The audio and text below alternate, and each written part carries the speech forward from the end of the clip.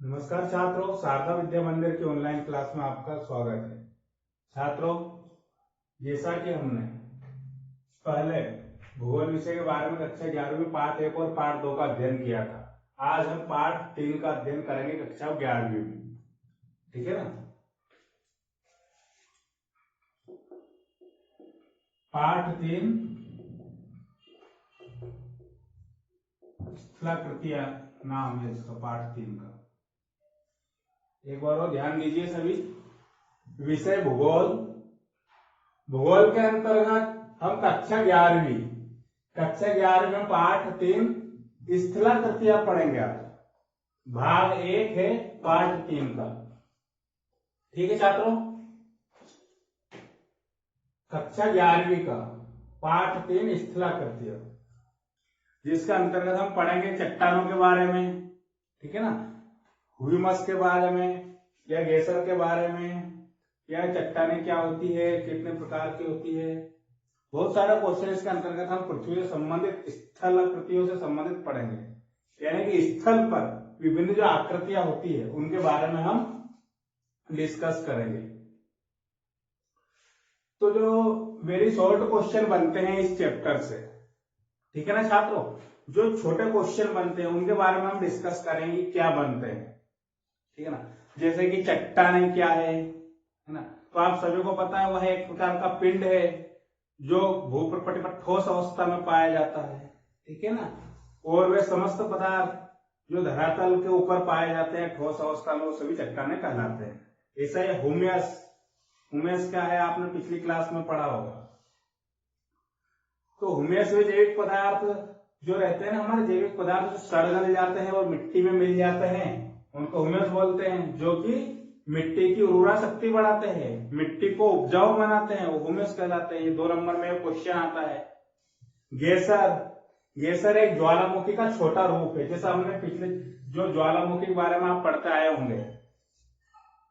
तो गेसर जो है ज्वालामुखी का एक छोटा रूप है, जहां से गर्म गैस जल के स्रोत निकलते हैं और बाहर आते हैं। गर्म गैस और वाष्प बाहर आती है। प्राय उस क्षेत्र में आते हैं गेसर जहां ज्वालामुखी प्राय बंद हो चुकी है। पहले ज्वालामुखी आती थी उन क्षेत्रों में, लेकिन अब गेसर का रूप ले लिया है। छोटा रूप यानी कि ज्वालामुखी का गेसर कहलाता है। तो हम आज डिस्कस करेंगे चट्टान पर। चट्टान होती क्या है।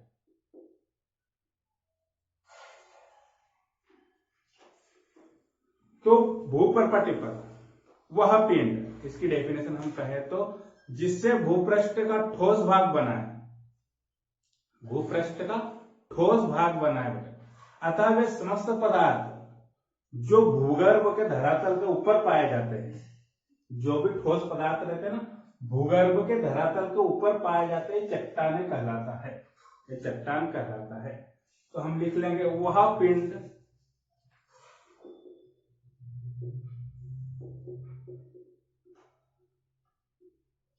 वह पिंड है जिससे जिससे भूपृष्ठ या भूपृष्ठ का ठोस भाग बना होता है।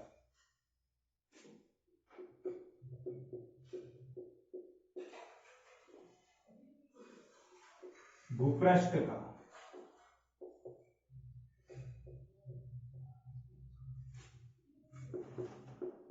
ठोस भाग बना होता है।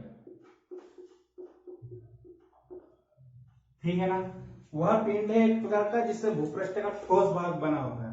अतः वे समस्त पदार्थ जो भूगर्भ तथा धरातल के ऊपर पाए जाते हैं,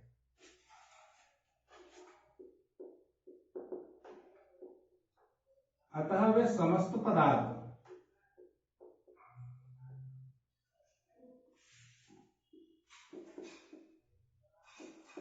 जो भूगर्भ या धरातल के ऊपर पाए जाते हैं,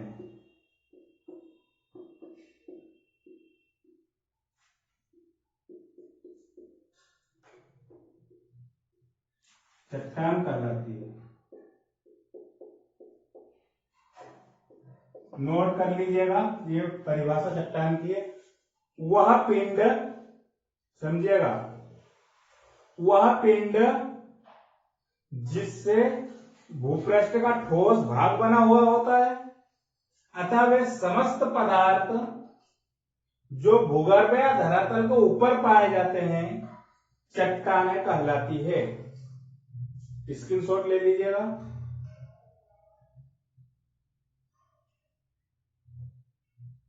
वह पिंड जिससे भूपृष्ठ का ठोस भाग बना होता है, समझिएगा, यहीं पर याद हो जाएगा आपको।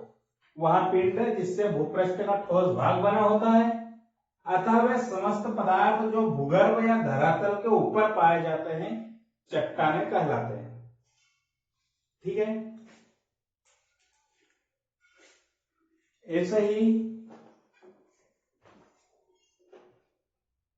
अगले हम बात करें होम्योस की। पिछली कक्षा में आपने पढ़ा हुआ है क्या होता है। तो जो जैविक पदार्थ रहते हैं ना, जैसे पेड़ पौधे की पत्तियां, सड़े गले पदार्थ, पुराने पेड़ पौधे जो कई सालों से, ठीक है ना, तो उनके सड़े गले अंशों को ह्यूमस कहा जाता है। और यह मिट्टी के साथ मिलकर मिट्टी की जो है उपजाऊ क्षमता को बढ़ाते हैं, है ना, तो ह्यूमस कहलाते हैं। तो वह जैविक पदार्थों के सड़े गले अंशों को ह्यूमस कहा जाता है। बहुत सरल परिभाषा है इसकी। जैविक पदार्थों के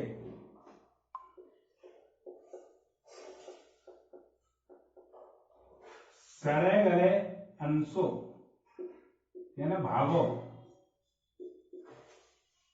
को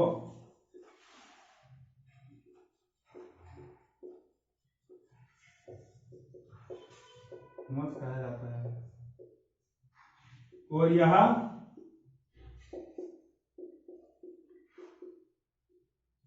मिट्टी की उपजाऊ क्षमता या मिट्टी को उपजाऊ बनाता है,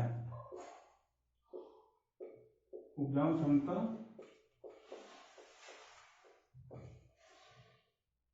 बढ़ाता है। ह्यूमस का है क्या, यह 2 नंबर में पूछ सकता है।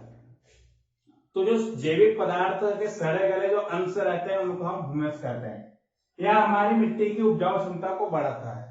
कहने की बात करें तो जंगलों में काफी बहुत पुराने पेड़ पौधे जो होते हैं उनके सड़े गले जो पदार्थ हैं, डालियां टूट जाती है, ठीक है ना, पत्तियां गिर जाती है। अब जब पेड़ों की पत्तियां,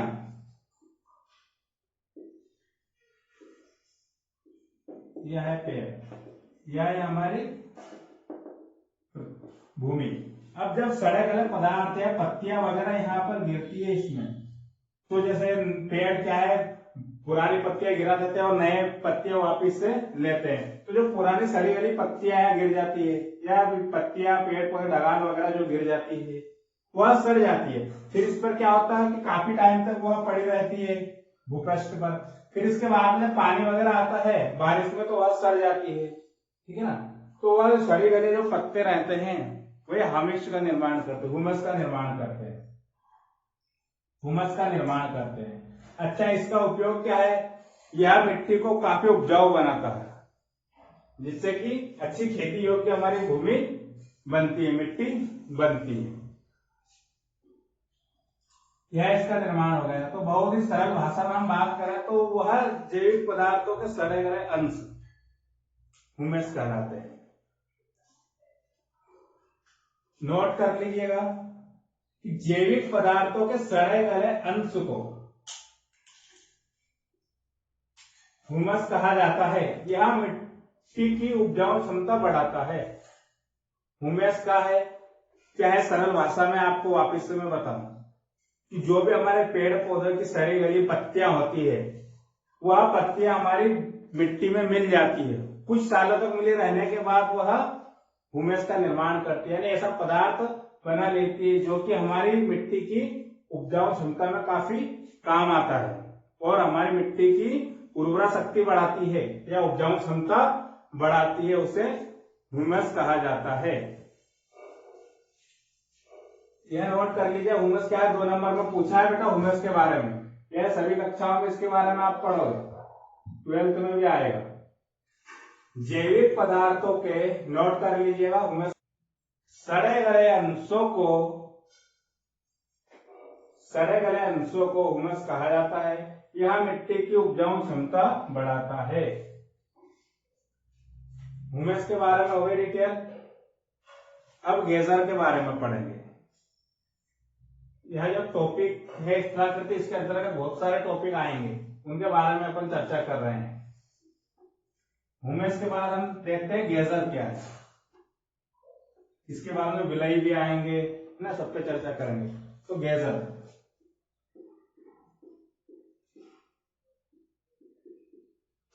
क्या होता है अभी मैं आपको बताया था। गेजर से अभिप्राय ऐसे गर्म जल के स्रोतों से जिसमें कि जल समय समय पर गर्म जल तथा वाष्प बाहर निकलते रहते हैं, ठीक है ना। यानी कि ऐसे गर्म जल के स्रोतों से है जिसमें से समय समय पर गर्म जल या वाष्प बाहर निकलते रहते हैं, गेजर कहलाते हैं। जैसा कि हमने पहले ज्वालामुखी के बारे में पढ़ा है, यह है हमारी भूप्रपटी। तो इसमें से क्या होता है कि और वाष्प। तो गेजर से अभिप्राय ऐसे गर्म जल के स्रोतों से हैं जिसमें से समय समय पर गर्म जल या वाष्प भूप्रपटी पर बाहर निकलते रहते हैं, गेजर कहलाती है। गेजर की क्रिया किन क्षेत्रों में होती है? तो गेजर की क्रिया उन्हीं क्षेत्रों में होती है बच्चों जहां पर ज्वालामुखी आती है। तो इसकी डेफिनेशन लिखिएगा गेजर की।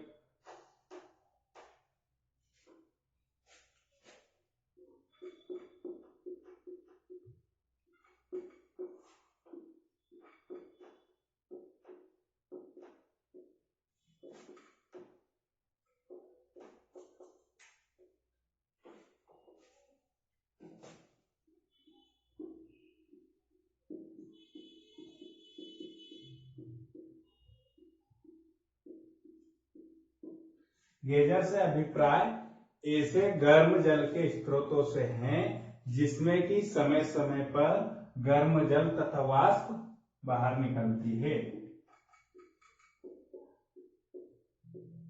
जिसमें कि समय समय पर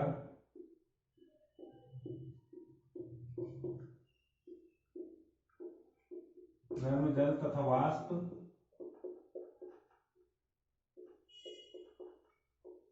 बाहर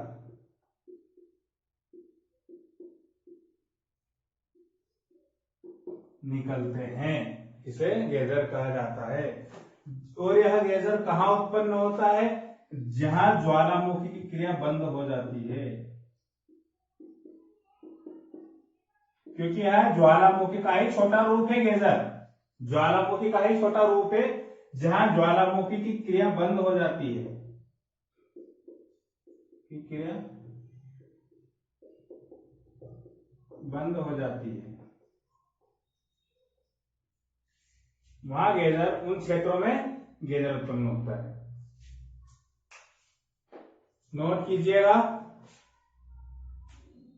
गेजर की डेफिनेशन। गेजर से अभिप्राय ऐसे गर्म जल के स्रोतों से हैं जिसमें कि समय समय पर गर्म जल तथा वाष्प बाहर निकलती रहती है। यानी कि यह सेम ज्वालामुखी के जैसा ही है। ज्वालामुखी एक बड़ा रूप है, गेजर एक छोटा रूप है। ज्वालामुखी में भी भूप्रपट से गर्म लावा और गैस में बाहर पृथ्वी पर पहुंचता है ना, गर्म गैस और वाष्प बनकर जल। तो ऐसा ही गेजर है।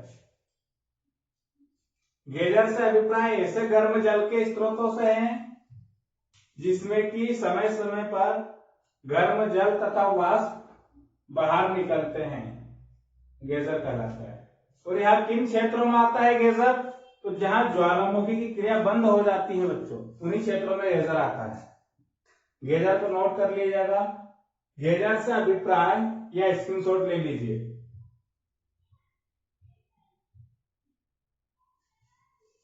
गेजर से अभिप्राय ऐसे गर्म जल के स्रोतों से हैं जिसमें कि समय समय पर गर्म जल तथा वाष्प बाहर निकलते हैं, गेजर कहलाती है। ठीक है। अगले वीडियो में हम इसका भाग जो 2 बनाएंगे स्लाकृतियों का, उसमें हम विलय वगैरह के बारे में बात करेंगे।